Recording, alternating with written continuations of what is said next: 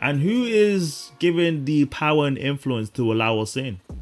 To give us your scholarships? To take every role in government? To talk for you, to speak for you? When are you going to have a foundational black American president or vice president? Kamala, Barack Obama, neither of them are FBA. So technically you can't claim them either. And you might not be able to, actually you shouldn't be able to claim a large percentage of people who have made strides and aren't FBA, but they're black. We have to acknowledge all of it. Yo! Hold up! Time out! Time out! Y'all take a chill. You need to cool that shit out. See the Duke in the chat. What's up? The Duke.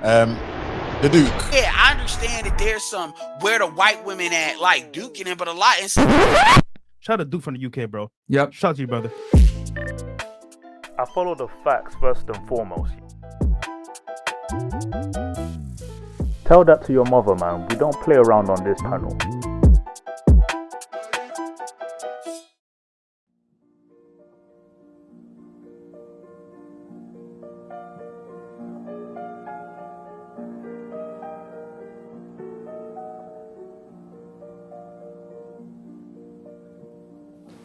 Hello, hello, hello. This is the Duke back again after a long hiatus. A very long hiatus. I came, I saw, I thanked the Lord, create, explore. Let me take it easy now. So, as you can see here, we've got a very special topic, very special conversation. If you're familiar with Tariq Nasheed and his work, I made this thumbnail myself, man. And for those of you who are aware, he's a political commentator slash, director of many documentaries. And this very topic I had to really think about, because for a long time I would say this guy I kind of looked up to. I actually came across his work back in 2013, 2014. Yeah, almost a decade. Well, 8 to 9 years I've known of his work. He first started off making a radio series called Mac Lessons Radio. So I'm, giving intel on, information on things that I believe I grew up knowing versus someone who might have just came across him in the last few years or so. I followed his work. I was definitely a fan of his radio show. He he spoke on relationships or social issues, what's going on traveling. Very informative type of figure. And he kept growing. People know him very well in America, but he actually had an international fan base, especially here in the UK, in Europe. He has visited a few times, I believe 2-3 times, and I attended one of his seminars in London after Hidden Colors 3, I believe.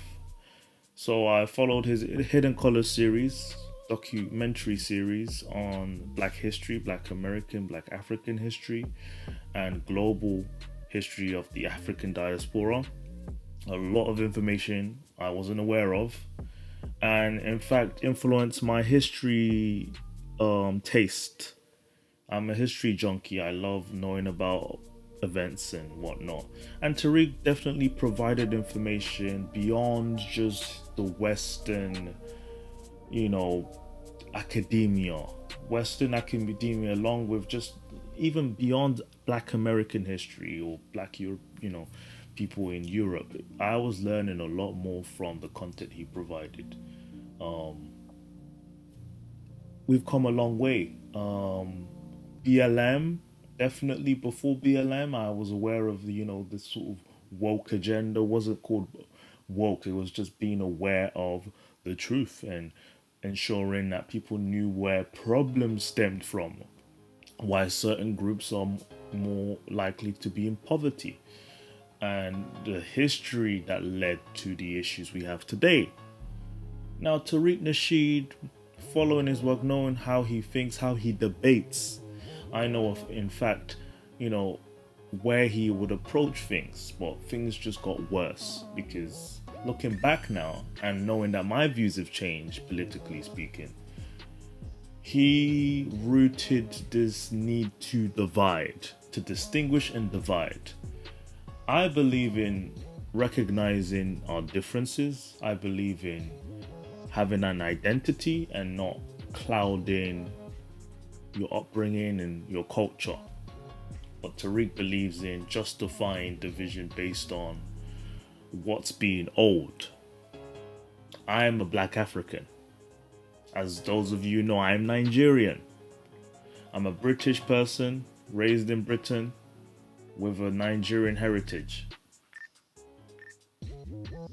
Knowing that, once he was able to travel around, and then he was banned from the UK, I believe back in 2017, by Priti Patel, the Home Secretary of the UK, because of his known racial hustling, as he would call it too. He may antagonize certain perspectives, completely understand it myself, but it led to political decisions being made. So he was barred from entering the UK. I'm not sure what other countries, but probably avoided the rest of Europe. And I believe that was around the time Tariq's narrative spun a different route. It started to stem and lead towards targeting other groups. Now, ignorantly speaking, looking back, it now made me acknowledge that that's what he's always been doing. But in a way, it was considered justifiable because he focused on white supremacy, and I understood the systemic effects of white supremacy. But then the term itself, I'm looking back like, well, what did it really mean to me as a person who's British, as a person who has an African culture? And that's when he started targeting people like me, foreign black people. You've got what he defines as foundational black Americans / ADOS people. It's a completely different movement now, but essentially a group of people who are of African descent or native, as they have claimed, that aren't recent migrants or first, second generation migrants. They stem all the way from antebellum slavery in America. And so they believe that there's this sort of distinction there. And I understood that. And in fact, when he created this terminology, I was listening to his show live, I believe back in 2018. I was in support of the movement. I believed in it. And then it led on to their goals, which is to fight for reparations and vet it into the government, make it a conversation. And it's come a long way. Not just the FBA movement, but the ADOS movement, essentially the same, but different leadership. And it seems as if the FBA has taken more of a stride today. But as you may notice, some of you may notice, it comes with a lot of conflict, a lot of controversy behind the scenes. I started distancing myself around that time because my mindset started changing. This is when we were now walking into, leaving the Trump era, walking into the COVID era. There's just a lot of conflict of interest. I started acknowledging that, you know what, I am British. I need to understand my British experience. Why am I attached to this American experience? Because I was influenced by the American experience. Now looking back, for those of you who are listening, who you may be FBA, you have to understand, there was an audience out for you. There were a lot of black people who were in support of the FBAs, those who are Indigenous to Americans Foundation. But public figures like Tariq Nasheed ensure to make us the enemy. As much as he may claim that he does not believe, he's not divisive or anything, he might claim that. But those of you who are very aware of his dealings online and on his content, He ensures his followers distinguish between who isn't his type and who is. And I never understood that, because when I did show support, I was still a liability. I was a liability. I could be considered a tether if I was living in America. I could be. People understand the divisiveness in the language being used. So we're not going to play stupid here and play victim. And in fact, to be honest with you, that is exactly what is being played. The victim card. And then I started reflecting on that. I'm a Nigerian. Do I see myself as a victim? Yes, my people were affected by colonialism, but aren't the issues and corruption also stem from the people in power right now? Can I blame it all on the white man? Should I even be making noise about it? Can we stem my culture on slavery? No, so I can't, I guess, relate, but I could at least show solidarity. But that was slowly being severed away by Tariq and many others in his position. They seem to antagonize their following, to dislike people from the outside, people that look like them from the outside, unless we kneel and bend to their ideal. So that you will come across a lot of non-FBAs, Africans, Caribbeans, those in Europe, those in Canada, catering to the narrative. In order to cater to the narrative, you have to insult your own. You had to insult being Jamaican or being Nigerian. If you're an American, you're American first, and you have to align yourself with the FBA, but not benefit from anything from them. Understandable. But if you notice, those who are non-FBA, there's a habit to berate your own, not to contextualize what's going on. Just to assume that, I'm Nigerian American, I have to make sure I insult my own people to make you feel good. As much as you might all want to deny it, I was within those ranks in the early days of the FBA movement back in 2018. I was almost inclined to insult myself in order to make you feel better. And then the narrative itself is to focus on playing the support role for a movement. First of all, I'm not even American, so I don't know what the agenda is. In comparison to the Pan-African movement, known very well, throughout the decades. The Pan-African movement was essentially to just make sure we are connected as much as possible. Do business, collab, social networking, attempt to give advice on traveling. And, that still goes on to an extent. But FBA movement essentially is a very tribalistic, sectarian movement. So why should I associate myself with that? So it's like, that's why I made sure to distance myself from that. You don't need my support. I'm from the outside.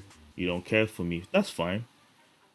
Should I show solidarity from a distance? No, it's not. It's not even good enough. That's still suspicious. I could be a tether. That's none of my business. It sounds lame complaining about it, but as you can see, the conflict is leaking to the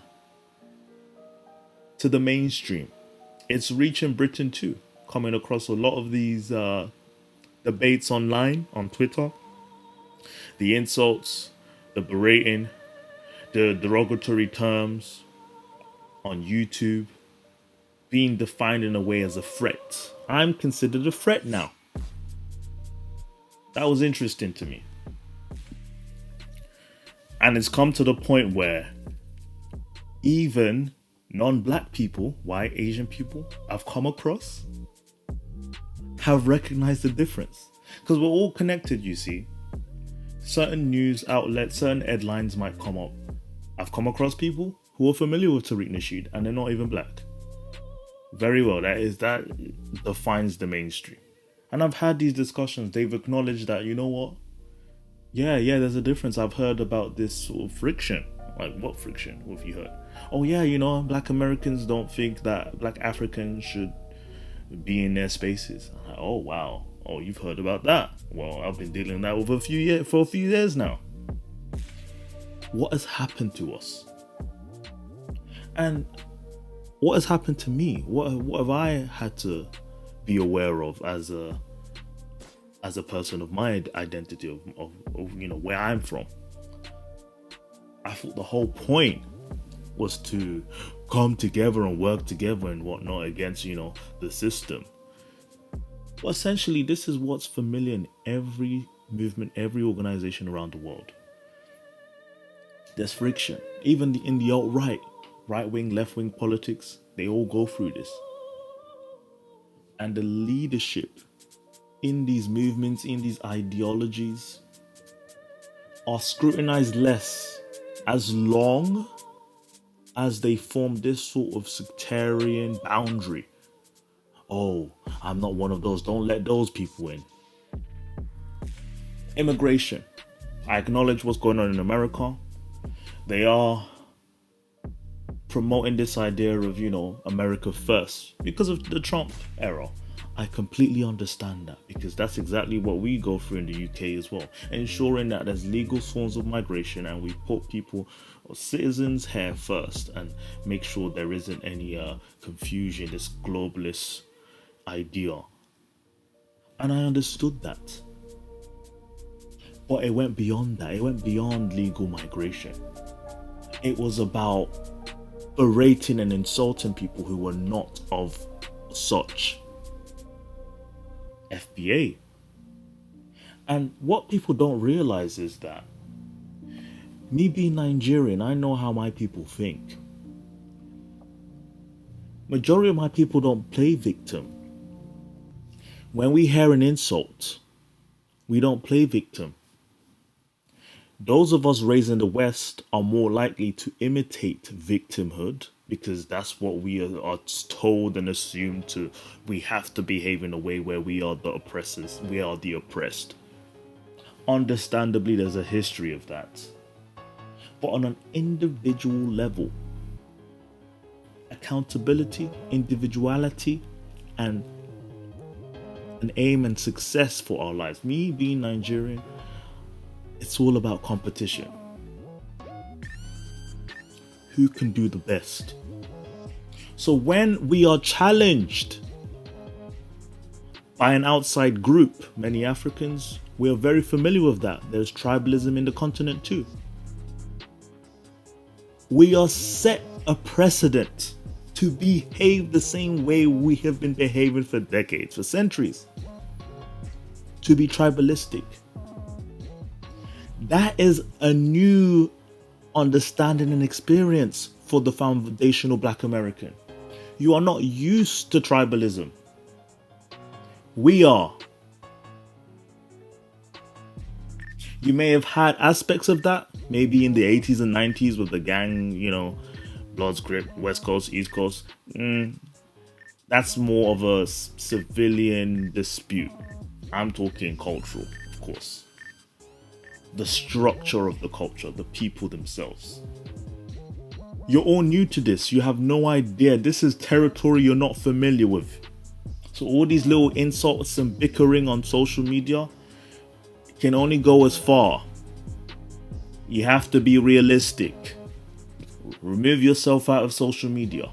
Imagine when you come across people, and if you see Black people, are you going to sit here and tell me you can tell who is FBA and who is non-FBA? Be very careful. Because what we're raising now is an ideology of friction. The whites that you have made the boogeyman will be familiar with it, and they will use it against you. We will use it against you. Technically, if you're going to attack the rest of the world, you're going to attack Africa, all foreign blacks, you are outnumbered. And secondly, when it comes to migration, you understand forms of legal migration requires those with money who can approach you. We were very familiar with student scholarships. We're familiar with economic migrants. Let's not play that game as if you have any power against legal migration. America, I believe, needs to control its borders. Same as any Western nation, any third world nation to be exact. But when a minority group in the US who claim they have no power place themselves in a position where they're willing to insult those of other groups, now you're playing games. I could do so much on this. I don't think it's appropriate for me to squeeze in one video, but I needed to let this one come out. I am not coming from a position of animosity. This is an evaluation. And if you listen to me from the beginning, you understand that this was a journey for me, from being supportive to being standoffish for the time being.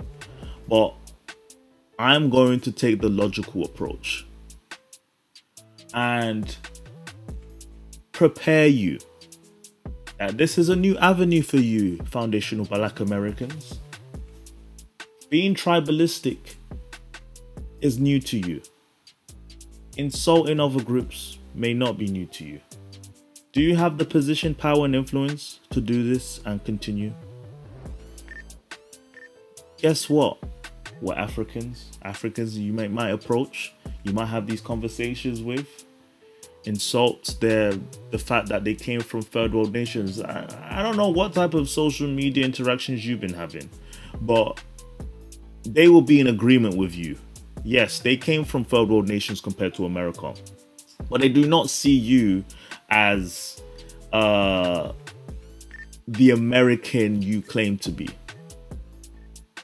As much as you want to self-proclaim how you built America,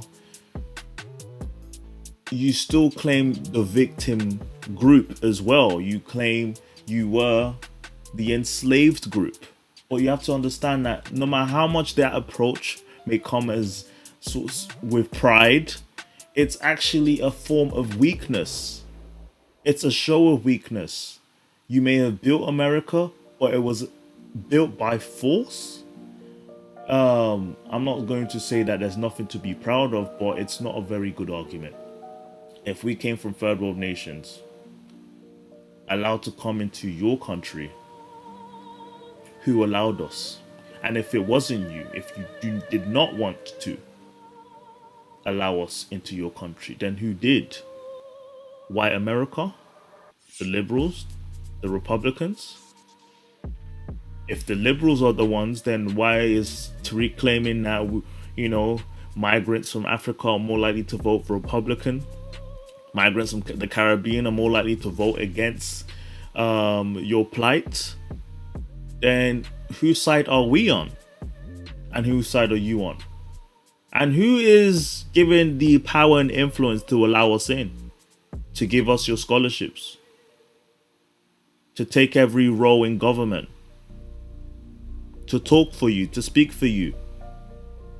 When are you going to have a foundational Black American president or vice president? Kamala, Barack Obama, neither of them are FBA. So technically you can't claim them either. And you might not be able to, actually you shouldn't be able to claim a large percentage of people who have made strides and aren't FBA, but they're Black. We have to acknowledge all of it. We've been connected for so long, and we need to know what line you want to cross. Because I'm telling you guys, I repeat one more time, tribalism, division like this is new to you, foundational Black America. Be careful where you step on. I will come back for more this time, in due time. But I'm one of those who was familiar with the movement from the beginning, so I can think ahead of what's going to happen. But this is a new avenue for you, foundational Black Americans. We ain't sweating it on this side. Just letting you know. Have a good day. But I see the Duke in the chat. What's up? The G. The Duke. Yeah, I understand that there's some where the white women at, like duking it, but a lot. Shout out to Duke from the UK, bro. Yep. Shout out to you, brother. I follow the facts first and foremost. Tell that to your mother, man. We don't play around on this channel.